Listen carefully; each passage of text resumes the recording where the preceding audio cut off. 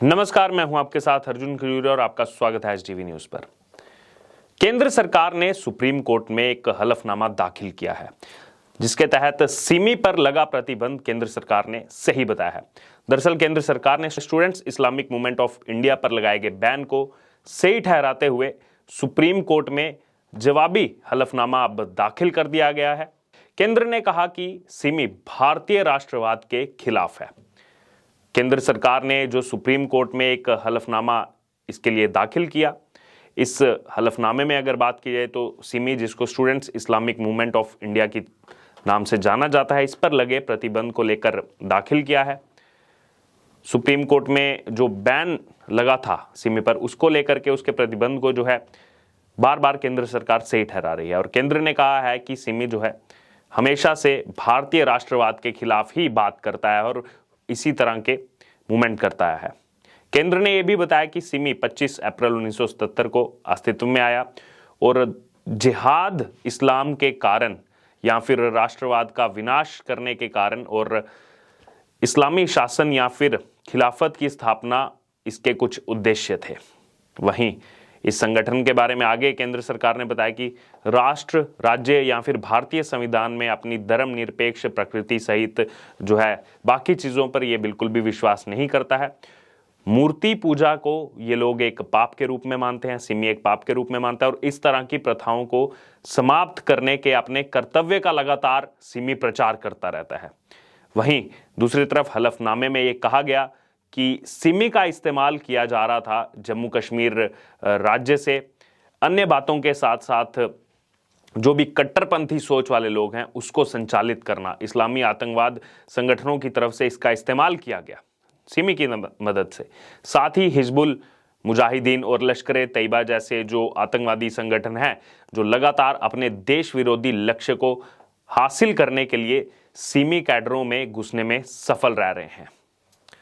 और भी कई सारी बातें कही गई इस हलफनामे में। इसमें कहा गया कि हुमाम अहमद सिद्दीकी की तरफ से दायर एक विशेष याचिका के जवाब में दरअसल इसे दायर किया गया था, जिसने संगठन के पूर्व सदस्य होने का दावा किया था, सिमी के पूर्व सदस्य होने का दावा किया था, जिसमें सिमी की तरफ से गैर कानूनी गतिविधि रोकथाम अधिनियम, जिसको हम यूएपीए के नाम से भी जानते हैं, उसके तहत लगाए गए प्रतिबंध को बढ़ाने वाली 2019 की अधिसूचना को चुनौती दी थी कि यूएपीए के तहत जो है इसमें आगे कार्रवाई नहीं हो, बैन हटाया जाए।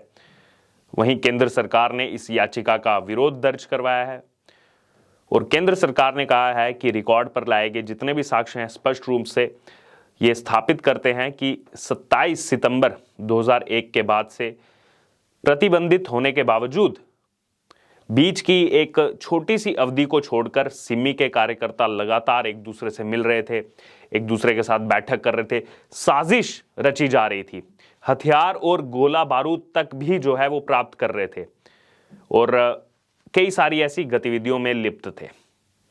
वहीं भारत की संप्रभुता और क्षेत्रीय अखंडता को खतरे में डालने में सिमी सक्षम है, इसके बारे में भी कहा गया केंद्र सरकार की तरफ से। और आगे कहते हैं कि अन्य देशों में स्थित अपने जो सहयोगी हैं सिमी के या फिर अपने जो आका हैं, उनके साथ वो नियमित संपर्क में है।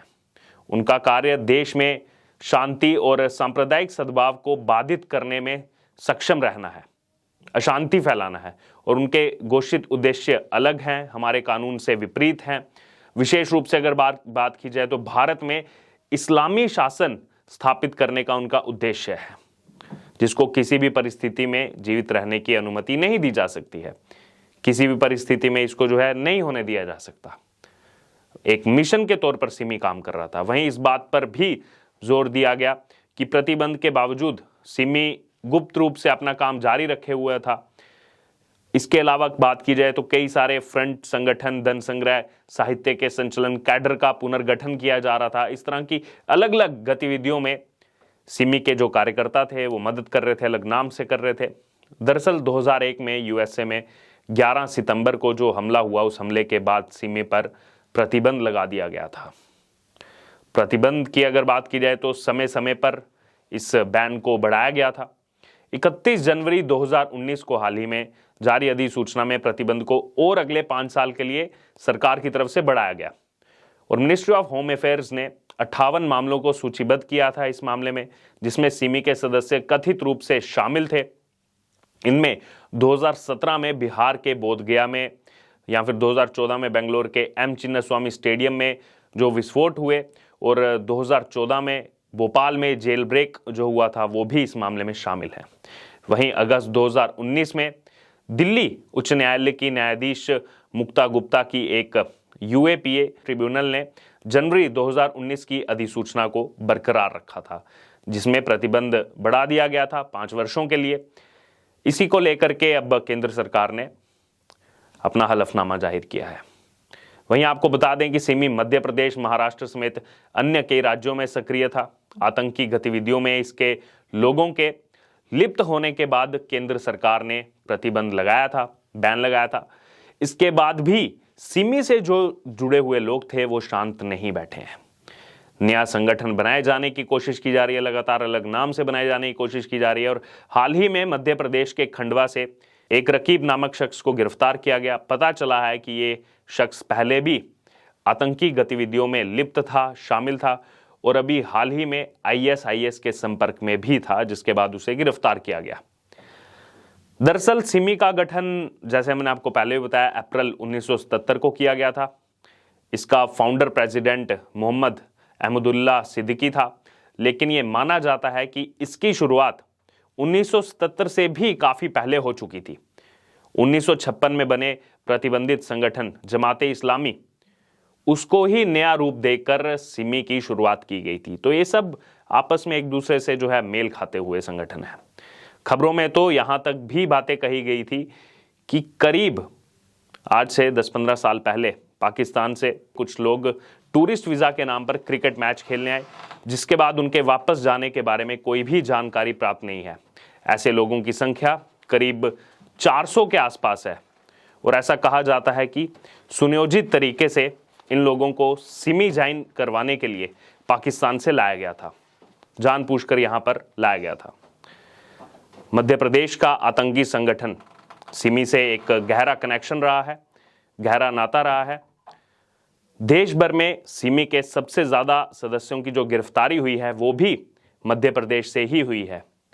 और 2015 में मोदी सरकार ने सिमी पर प्रतिबंधित अनिश्चितकालीन समय के लिए बढ़ाकर इस संगठन के खिलाफ कार्रवाई सख्त कर दी थी। अब इसी को लेकर ये याचिका दी गई थी, इसको चैलेंज किया गया था, जो 5 साल के लिए बैन बढ़ाया गया 2019 में। अब इसमें केंद्र सरकार ने साफ तौर पर जाहिर कर दिया है कि सिमी जैसे संगठन देश विरोधी गतिविधियों में शामिल हैं, और इन संगठनों पर यह बैन जो है लगाया जाना कितना ज़रूरी है। आतंकी गतिविधियों में ये लोग शामिल हैं, किस तरह से देश की संप्रभुता को बिगाड़ने का काम ये सिमी जैसे संगठन करते रहे हैं, इसी को लेकर के ये बैन जो है वो जारी रहेगा।